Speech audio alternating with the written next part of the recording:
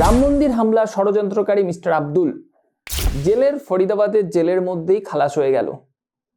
কেন হলো, কি কারণে হলো, যে ঘটনা পুরো ভারত তথা আন্তর্জাতিক মহলে রীতিমতো আলোড়ন ফেলে দিয়েছে, তা সবটা জানবো আজকের এই প্রতিবেদনে। উৎপল ডিকোড দুনিয়ায় আপনাদেরকে স্বাগত। আপনার সাথে আমি উৎপল।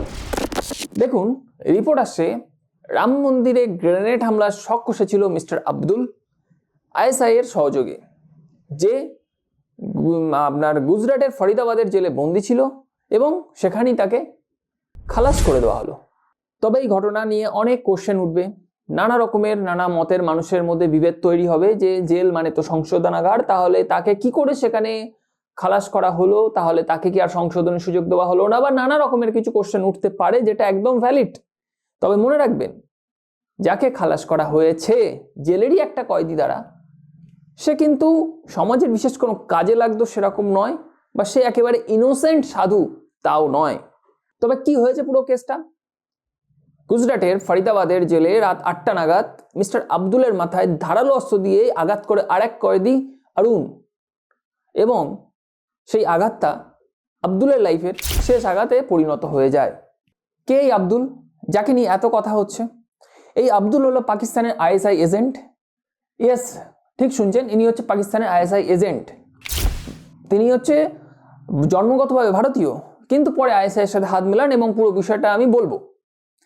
দেখুন, মাত্র 20 বছর বয়সের উত্তরপ্রদেশের এই বাসিন্দা, যে মিল্কিপুরের বাসিন্দা ছিলেন, এবং তিনি 2025 সালের 2রা মার্চ ফরিদাবাদের পলিগ্রামের কাছ থেকে গ্রেপ্তার হন। কেন এবং কাদের দ্বারা গ্রেপ্তার হন? গুজরাটের অ্যান্টি টেররিজম স্কোয়াড, হরিয়ানার স্পেশাল টাস্ক ফোর্স তাকে অন্যান্য কেন্দ্রীয় সংস্থার যৌথ অভিযানে তার কাছ থেকে 2টি গ্রেনেড উদ্ধার করে ফেলে এবং তার উপরে চার্জশিট লাগানো হয় এবং তাকে গ্রেপ্তার করা হয়। তাই আব্দুলের দোষটা কি হলো? গ্রেনেড রাখাই কি শুধু দোষ?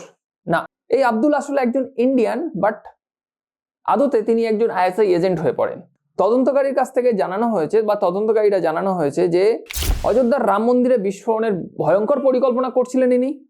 তিনি মন্দিরের সংবেদনশীল জায়গাকে রেকি করেছেন, অর্থাৎ কোন জায়গাতে সিকিউরিটি কম থাকে, কোন জায়গাতে সিকিউরিটি বেশি থাকে, কোথায় গেলে আমার সুবিধা হতে পারে, আমি কিভাবে প্ল্যান এক্সিস্ট করব না করব, সমস্ত কিছু তিনি রেকি করেন এবং আইএসআই এর যারা হ্যান্ডেলার তাদের কাছে সেই তথ্য তুলেও দেয়, এবং আইএসআই এর মদতে সেই গ্রেনেডগুলো তার কাছে পাঠানো হয় এবং সেগুলো তিনি একটি পাম্প হাউসের মধ্যে লুকিয়ে রাখতেন। তো একদম ঠিক কিভাবে জেলের মধ্যে এই রকম কাজ করলো অরুণ, তা নিয়ে ইনভেস্টিগেশন নিশ্চিতভাবে হওয়া দরকার। কিভাবে আসলো এই ওয়েপন যা দিয়ে আব্দুলকে শেষ করা হলো, তা নিয়ে ইনভেস্টিগেশন নিশ্চিতভাবে হওয়া উচিত। তবে মনে রাখবেন, এই আব্দুল কিন্তু কোনো সাধারণ ব্যক্তি নন। তিনি গ্রেনেড হামলার জন্য পরিকল্পনা করেছিলেন, এবং অপারেশন সিন্দুর টাইমেও কোনো এক লেডি, যেও এরকম রেকি করে আইএসআইকে মদত করেছিল, যারা দেশের মধ্যে থেকেই দেশের বিদ্রোহী কাজ করতে ভালোবাসে, তো তাদের জন্য শাস্তি অবশ্যই হওয়া উচিত এবং হয়েছে। কিন্তু তাদের প্রাণ হত্যা, এটা হয়তো তাদের শাস্তি আইন আদালত থেকে দেয়নি।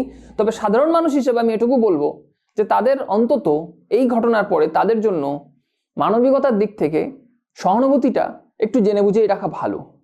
তবে এই যে অরুণ, সেও নাকি সন্ত্রাসী কেসে, সন্ত্রাসের সে হয়তো গ্রেনেড নিয়ে কোনো রকম সন্ত্রাস করতে যায়নি, কিন্তু সন্ত্রাসীদের মদতে বা সাহায্য করার কেসেই জেলে বন্দি। আপনারা কিভাবে দেখছেন এই পুরো বিষয়টা কমেন্ট করে জানাবেন এবং সাথে রাখবেন উৎপল ডিকোড দুনিয়াকে। ধন্যবাদ।